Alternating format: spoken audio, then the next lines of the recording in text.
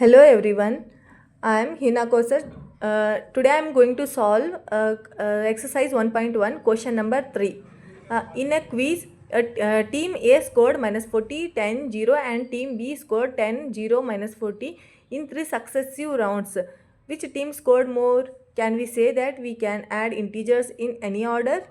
ನೋಡಿ ಇಲ್ಲಿ ಏನು ಕೊಟ್ಟಿದ್ದಾರೆ ಕ್ವಶನ್ ನಂಬರ್ 3 ಅಂದರೆ ಕ್ವಿಜ್ ಕಾಂಪಿಟೇಷನ್ ನಡೆಸಿದ್ದಾರೆ. ಅಲ್ಲಿ ಟೀಮ್ ಎ ಮತ್ತು ಟೀಮ್ ಬಿ ಅಂತ ಎರಡು ಟೀಮ್ನ ಮಾಡಿದ್ದಾರೆ, ಹೌದಾ? ಅಲ್ಲಿ ಎ ಟೀಮ್ ಎಷ್ಟು ಸ್ಕೋರ್ ಮಾಡಿದೆ ಅಂತಂದರೆ -40, 10, 0 ಮತ್ತು ಬಿ ಎಷ್ಟು ಸ್ಕೋರ್ ಮಾಡಿದೆ ಅಂತಂದರೆ 10, 0, -40. ಹಾಗೆ ಈ ರೀತಿ ಸ್ಕೋರ್ನ ಮಾಡಿದ್ದಾರೆ. ಹಾಗಾದರೆ ಈ ಎರಡೂ ಟೀಮ್ನಲ್ಲಿ ಜಾಸ್ತಿ ಯಾವುದು ಸ್ಕೋರ್ ಮಾಡಿದೆ ಅಂತ ನಾವು ಇಲ್ಲಿ ಫೈಂಡ್ ಔಟ್ ಮಾಡಬೇಕು. ಓಕೆನಾ? ನೋಡಿ ಇಲ್ಲಿ 3 ಅಂದರೆ ಕ್ವಶನ್ ನಂಬರ್ 3 ನೋಡಿ ಇಲ್ಲಿ ಅವ್ರು ಏನು ಕೊಟ್ಟಿದ್ದಾರೆ.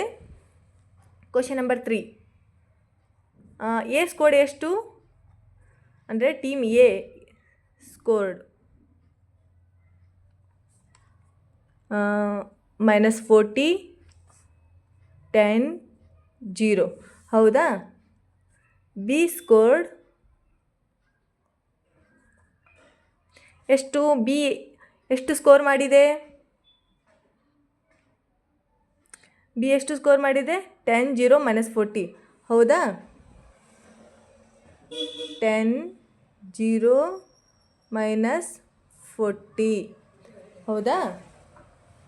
ಹಾಗೆಯೇ ಇಲ್ಲಿ ನೋಡಿ ಎ ಸ್ಕೋರ್ಡ್ನ ನಾವು ಮಾಡೋಣ, ಅಂದರೆ ಇಂಟೀಜರ್ ಮಾಡೋಣ. ಎ ಸ್ಕೋರ್ಡ್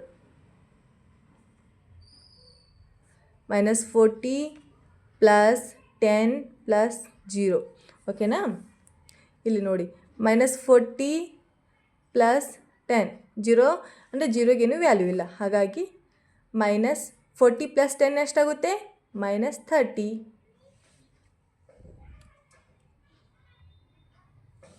-30, ಹೌದಾ? ಇದು ಎದ ಸ್ಕೋರ್ಡ್ ಎಷ್ಟು? -30 ಆ್ಯಂಡ್ ಬಿ ಸ್ಕೋರ್ಡ್ ನೋಡೋಣ.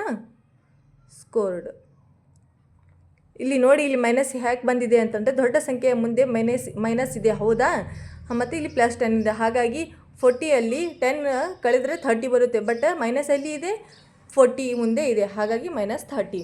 ಬಿ ಸ್ಕೋರ್ಡ್ ಎಷ್ಟು? 10 + 0 + -40, ಹೌದಾ? ನೋಡಿ ಇಲ್ಲಿ 10, ಇದು 0ನ ಬಿಟ್ಬಿಡೋಣ, ಹೌದಾ? ಪ್ಲಸ್ -40, ಹೌದಾ? = 10 ಪ್ಲಸ್ ಇಂಟು -40. 10 ಮೈನಸ್ ಇದು 40 ತೆಗೆದ್ರೆ ಎಷ್ಟು? ಹಾಗಾದರೆ ದೊಡ್ಡ ಸಂಖ್ಯೆಯಲ್ಲಿ ಚಿಕ್ಕ ಸಂಖ್ಯೆಯನ್ನು ಕಳೆಯಬೇಕು. ಹಾಗಾದರೆ ದೊಡ್ಡ ಸಂಖ್ಯೆಯಲ್ಲಿ ಚಿಕ್ಕ ಸಂಖ್ಯೆ ಕಳೆದ್ರೆ ಎಷ್ಟು ಬರುತ್ತೆ? 30 ಬರುತ್ತೆ, ಹೌದಾ? ಹಾಗಾದರೆ ದೊಡ್ಡ ಸಂಖ್ಯೆಯ ಮುಂದೆ ಯಾವ ಒಂದು ಚಿಹ್ನೆ ಇದೆ? ಮೈನಸ್ ಚಿಹ್ನೆ. ನೋಡಿರಿ, ಎ ಸ್ಕೋರ್ಡ್ ಮತ್ತು ಬಿ ಸ್ಕೋರ್ಡ್ ಎ ಮತ್ತು ಬಿ ಎರಡು ಟೀಮ್ಗಳು ಸೇಮ್ ಸ್ಕೋರ್ನ ಮಾಡಿದ್ದಾವೆ, ಹೌದಾ? ಅಂದರೆ ಇದರಲ್ಲಿ ಎರಡು ಸೇಮ್ ಆರ್ಡರ್ದಲ್ಲಿದೆ, ಎರಡು ಟೀಮ್ ಸ್ಕೋರ್ಡ್ ಸೇಮ್ ಮಾಡಿದ್ದಾವೆ, ಹೌದಾ? ಹಾಗೆಯೇ 4th ಒನ್ ಕ್ವಶನ್ ನೋಡಿ, ಇಲ್ಲಿ ಏನು ಕೊಟ್ಟಿದ್ದಾರೆ? 4th ಒನ್ನಲ್ಲಿ fill in the blanks to make the following statement true. ನೋಡಿ ಇಲ್ಲಿ ಈ ಎಷ್ಟು ಟೋಟಲ್ 5 ಕ್ವಶನ್ಸ್ ಇದೆ. ಇಲ್ಲಿ ಯಾವ ರೀತಿ ಅಂತಂದರೆ ಲಾಸ್ಟ್ ಟೈಮ್ ನಿಮಗೆ ಒಂದು ರೂಲ್ ಹೇಳ್ಕೊಟ್ಟಿದ್ದೆ, ಏನಂತಂದರೆ ಅಡಿಷನ್ ಸಬ್ಸ್ಟ್ರಾಕ್ಷನ್ದಲ್ಲಿ ಆ ಇಂಟೀಜರ್ದಲ್ಲಿ ಕಮ್ಯುಟೇಟಿವ್ ಲಾ, ಅಸೋಸಿಯೇಟಿವ್ ಲಾ ಅಂತ ಎರಡು ರೂಲ್ ಇದ್ದು, ಮತ್ತು ಅಡಿಷನ್ ಇಂಟೀಜರ್ದಲ್ಲಿ ಇನ್ನೊಂದು ಲಾಸ್ಟ್ ಒಂದು ಪ್ರಾಪರ್ಟಿ ಇತ್ತು. ಅದು ಯಾವುದಂತಂದ್ರೆ ರಿಪಿಟೇಟಿವ್ ಪ್ರಾಪರ್ಟಿ, ಹೌದಾ? ಆದರೆ ಇಲ್ಲಿ ನಮಗೆ ಜಾಸ್ತಿ ಯಾವುದು ಅಪ್ಲೈ ಆಗುತ್ತೆ ಅಂತಂದರೆ ಕಮ್ಯುಟೇಟಿವ್ ಆ್ಯಂಡ್ ಅಸೋಸಿಯೇಟಿವ್ ಎರಡು ರೂಲ ಅಪ್ಲೈ ಆಗುತ್ತೆ, ಹೌದಾ? ಇಲ್ಲಿ ನೋಡಿ ಮಕ್ಕಳೇ, ಸೇಮ್ ಟು ಸೇಮ್ ಇಲ್ಲಿ -5 ಪ್ಲಸ್ -8 ಇದೆ, ಹೌದಾ? ಇದು ಎ ಅಂತ ನಾವು ಇದು ಕನ್ಸಿಡರ್ ಮಾಡ್ಕೋಬೇಕು, ಇದು ಬಿ ಅಂತ ಕನ್ಸಿಡರ್ ಮಾಡ್ಕೋಬೇಕು. ಕಮ್ಯುಟೇಟಿವ್ದಲ್ಲಿ ಹೇಗಿರುತ್ತೆ? a + b = b + a, ಹೌದಾ? ಇಲ್ಲಿ ನೋಡಿ ಕ್ವಶನ್ ನಂಬರ್ 1 -5 ಪ್ಲಸ್ -8 = -8 ಪ್ಲಸ್ ಅಂದರೆ ಡ್ಯಾಶ್ ಕೊಟ್ಟಿದ್ದಾರೆ, ಅಂದರೆ ಇಲ್ಲಿ ನಾವು ಆನ್ಸರ್ನ ಫಿಲ್ ಮಾಡಬೇಕು, ಹೌದಾ? ಇಲ್ಲಿ ಆನ್ಸರ್ನ ನಾವು ಫಿಲ್ ಮಾಡಬೇಕು. ಇದು ಯಾವ ರೀತಿ ಇದೆ ಅಂತಂದರೆ a + b = b + a. ಇದು ಯಾವ ಒಂದು ಪ್ರಾಪರ್ಟಿ ಮಕ್ಕಳೇ? ಇದು ಕಮ್ಯುಟೇಟಿವ್, ಹೌದಾ? ಕಮ್ಯುಟೇಟಿವ್ ಅಂದರೆ ಎ ಜಾಗದಲ್ಲಿ -5 ಇದೆ, ಬಿ ಜಾಗದಲ್ಲಿ -8 ಇದೆ. ಹಾಗಾದರೆ ಇಲ್ಲಿ ಬಿ ಅಂದರೆ -8, ಎ ಅಂದರೆ ಏನು ಇಡಬೇಕಿಲ್ಲಿ? ಮೈನಸ್ 5 ಅಂತಂದರೆ -5 plus bracket of -8 is equal to -8 plus bracket of -5. This is the answer. ಅಂದರೆ -5 ಏನು ಆನ್ಸರ್? -5 ಹೌದಾ? ಒಂದೇದು ಏನು ರೀ ಆನ್ಸರ್? -5. ಸೆಕೆಂಡ್ ಒನ್ ನೋಡಿ, ಸೆಕೆಂಡ್ ಒನ್ ಏನು ಕೊಟ್ಟಿದ್ದಾರೆ ಅವರು? -53 plus dash dash equal to -53. ಅಂದರೆ ನಮ್ಗೆ ಆನ್ಸರ್ ಏನು ಬರಬೇಕು? -53 ಬರಬೇಕು. ಹಾಗಾದರೆ -53 ಬರಬೇಕಂತಂದರೆ ನಾವಿಲ್ಲಿ ಯಾವ ಒಂದು ನಂಬರ್ ತೊಗೋಬೇಕು? ಇಲ್ಲಿ ನಾವು ಯಾವ ಒಂದು ನಂಬರ್ ತೊಗೋಬೇಕಂತಂದರೆ ಸಿಂಪಲ್ 0 ಆ್ಯಡ್ ಮಾಡಬೇಕು. ಅಂದರೆ -53 ಪ್ಲಸ್ 0 ಈಸ್ ಈಕ್ವಲ್ ಟು -53 ಹೌದಾ? ಹಾಗಾಗಿ ನೋಡಿ ಇಲ್ಲಿ this is answer. Third one ನೋಡಿರಿ, 17 plus dash dash is equal to 0. ನಮ್ಗೆ ಆನ್ಸರ್ ಏನು ಬರಬೇಕು ರೀ? ಇಲ್ಲಿ 0 ಬರಬೇಕು ಹೌದಾ? ಆನ್ಸರ್ ನಮಗೇನು 0 ಬರಬೇಕಂತಂದ್ರೆ 17ನ ಎದ್ರೊಳಗೆ ಕಳೆದ್ರೆ 0 ಬರುತ್ತೆ ರೀ. ಇದರಲ್ಲಿ ನೋಡಿ 17 ಪ್ಲಸ್ ಇನ್ನೊಂದು ನಂಬರ್ ನಾವು ಆ್ಯಡ್ ಮಾಡಿದ್ರೆ ನಮ್ಗೆ ಟೋಟಲಾಗಿ 0 ಬರಬೇಕು. ಹಾಗಾದರೆ ನಾವಿಲ್ಲಿ ಏನು ಆ್ಯಡ್ ಮಾಡಬೇಕು ಮಕ್ಕಳೇ? -17. ಅಂದರೆ ನೋಡಿ 17 - 17 ಈಸ್ ಈಕ್ವಲ್ ಟು 0. ಗುಡ್ ಹೌದಾ? ನೋಡಿ ಇಲ್ಲಿ ಥರ್ಡ್ ಒನ್ ಆನ್ಸರ್ನು ಬಂತಾ? ಈಗ ಫೋರ್ತ್ ಒನ್ ನೋಡಿ, ಫೋರ್ತ್ ಒನ್ ಕ್ವಶನ್ ನಿಮ್ಗೆ ಕಾಣ್ತಾ ಇದೆಯಾ? ನೋಡಿ ಇಲ್ಲಿ ಫೋರ್ತ್ ಒನ್ ಇಲ್ಲಿ ನೋಡಿ, ಇದು ಇಷ್ಟು ತನ ನೋಡಿ ಇಲ್ಲಿ ನಮಗೂ ಒಂದು ರೂಲ್ ಆ್ಯಡ್ ಆಗಿತ್ತು. ಇಲ್ಲಿ ಯಾವುದಪ್ಪ ಅಂತಂದರೆ ನೋಡಿ ಇಲ್ಲಿ ಕಮಿಟೇಟಿವ್ ಇಲ್ಲಿ ಅಪ್ಲೈ ಆಗಿತ್ತು ಹೌದಾ? ಇಲ್ಲಿ ಸಿಂಪಲಾಗಿ ಜಸ್ಟ್ ನಾವು 0ನ ಆ್ಯಡ್ ಮಾಡಿದ್ದೆವು ಹೌದಾ? ಇಲ್ಲಿ ಏನು -17ನ ಆ್ಯಡ್ ಮಾಡಿದ್ರೆ 0 ಬಂತು. ಬಟ್ ಇಲ್ಲಿ ನೋಡಿ ಅಸೋಸಿಯೇಟಿವ್ ಲಾ ನಿಮ್ಗೆ ಗೊತ್ತಿದೆಯಾ? ಲಾಸ್ಟ್ ಟೈಮ್ ನಿಮಗೆ ನಾನು ಹೇಳಿದ್ದೆ ಅಸೋಸಿಯೇಟಿವ್ ಲಾ ಅಂದರೆ A plus B bracket complete plus C is equal to sorry A plus B bracket of B plus C is equal to A plus B bracket complete plus C. ಇದು ಒಂದು ಲಾ ಹೇಳಿಕೊಟ್ಟಿದ್ದೆ ಹೌದಾ? ಇದ್ರ ಪ್ರಕಾರನೇ ಇದೆ ನೋಡಿ ಮಕ್ಕಳೇ, ಇದು ಅಸೋಸಿಯೇಟಿವ್ ಗೊತ್ತಿದೆಯಾ?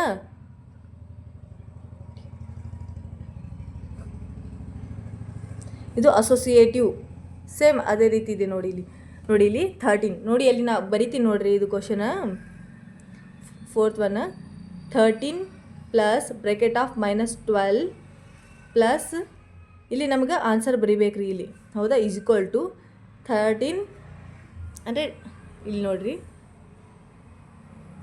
13 ಪ್ಲಸ್ ಬ್ರ್ಯಾಕೆಟ್ ಆಫ್ -12 ಪ್ಲಸ್ -7 ಹೌದಾ? ನಿಮ್ಗೆ ಕಾಣ್ತಿದೆಯಾ ನೋಡಿ ಇಲ್ಲಿ -7 ಹೌದಾ? ಇಲ್ಲಿ ನೋಡಿ ಇದು A, ಇದು B, ಇದು C ಹೌದಾ? ಹಾಗಾದರೆ ಇದನ್ನು A, ಇದು B, ಇದು C ಅಂದರೆ A ಪ್ಲಸ್ B ಇದು ಬ್ರ್ಯಾಕೆಟ್ ಕಂಪ್ಲೀಟ್ ಟೈಪ್, ಇದು B ಪ್ಲಸ್ C ಹೌದಾ? ಇಲ್ಲಿ ನೋಡಿ A ಪ್ಲಸ್ B, A ಜಾಗದಲ್ಲಿ 13 ಇದೆ, B ಜಾಗದಲ್ಲಿ -12 ಇದೆ, C ಜಾಗದಲ್ಲಿ ಇಲ್ಲಿ ನೋಡಿ C ಜಾಗದಲ್ಲಿ ಏನಿದೆ ಮಕ್ಕಳೇ? -7. This is the answer. ಅಂದರೆ -7 13 plus -12 bracket complete plus -7 is equal to 13 plus bracket of -12 plus -7 bracket complete. This is the associative property type. ಇದು ಒಂದು ಕ್ವಶನ್ನ ಕೊಟ್ಟಿದ್ದಾರೆ. ಅದರ ಆನ್ಸರ್ ಏನು? -7. C ಜಾಗದಲ್ಲಿ ಏನಿದೆ? -7 ಹೌದಾ? ಈಗ ಫಿಫ್ತ್ ಒನ್ ಸಿಂಪಲ್ ಇದೆ, ಇದರೊಳಗೇನು ಜಾಸ್ತಿ ರಾಕೆಟ್ ಸೈನ್ಸ್ ಇಲ್ಲ ಓಕೆನಾ? ಇಲ್ಲಿ ನೋಡಿ -4 ಪ್ಲಸ್ 13 ಇದನ್ನು ಸೇಮ್ ಅಂದರೆ ಅಸೋಸಿಯೇಟಿವ್ ಪ್ರಾಪರ್ಟಿ ಟೈಪೇ ಐತ್ರಿ. ಇದನ್ನು A B C ಕೊಟ್ಟಿದ್ದಾರೆ, ಇಲ್ಲಿ A B ಕೊಟ್ಟಿದ್ದಾರೆ, ಇಲ್ಲಿ ಸೈ ನಾವು ಫೈಂಡ್ ಔಟ್ ಮಾಡಬೇಕು ಹೌದಾ? ಇಲ್ಲಿ ನೋಡಿ ಒಂದು ಸೆಕೆಂಡ್ ಇಂದು ರೀ.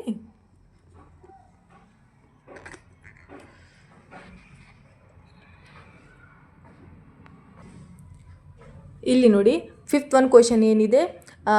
-4 plus 15 plus -3 bracket complete is equal to -4 plus 15 bracket complete ಹೌದಾ? ಇದು ಸೇಮ್ ಅಂದರೆ ಅಸೋಸಿಯೇಟಿವ್ ಪ್ರಾಪರ್ಟಿ ಟೈಪೇ ಐತ್ರಿ ಇದು ಹೌದಾ? ನೋಡಿ ಇಲ್ಲಿ ಹಾಕೋತೀನಿ -4 ನೋಡಿ ಇಲ್ಲಿ -4 plus bracket of 15 plus -3 bracket complete is equal to -4 plus 15 bracket complete plus dash dash. ಹೌದಾ, ಇಲ್ಲಿ ನೋಡಿ, ಇಲ್ಲಿ ಇದು ಎ, ಇದು ಬಿ, ಇದು ಸಿ. ಹೌದಾ, ಇದು ಎ, ಇದು ಬಿ, ಸಿನ ನಾವು ಫೈಂಡ್ ಔಟ್ ಮಾಡಬೇಕು. ನೋಡಿರಿ, ಎ ಪ್ಲಸ್ ಬಿ, ಹೌದಾ, ಬಿ ಪ್ಲಸ್ ಸಿ ಅಂದರೆ ಬ್ರ್ಯಾಕೆಟ್ ಕಂಪ್ಲೀಟ್. ಇದು A plus B bracket complete plus C. ಹೌದಾ, ಸಿ ಪ್ಲೇಸ್ದಾಗ ಯಾವುದೈತ್ರಿ ಇಲ್ಲಿ? -3. ಹಾಗಾಗಿ ನಾವು ಇಲ್ಲಿ -3ನ ಆ್ಯಡ್ ಮಾಡಬೇಕು. Answer is -3. ಓಕೆನಾ? ಇದು ಫುಲ್ ಏನ್ರಿ ಎಕ್ಸಸೈಸ್ 1.1 ಪೂರ್ತಿ ಪ್ರಾಬ್ಲಮ್ನ ಸಾಲ್ವ್ ಮಾಡ್ದಂಗೆ ಐತ್ರಿ ಇದು. ಹೌದಾ, ನೆಕ್ಸ್ಟ್ ನಾವು ಮಲ್ಟಿಪ್ಲಿಕೇಶನ್ ಆಫ್ ಇಂಟೀಜರ್ಸ್ನ ನೋಡೋಣ. ಓಕೆನಾ, ನೆಕ್ಸ್ಟ್ ಕ್ಲಾಸ್ನಲ್ಲಿ. Thank you.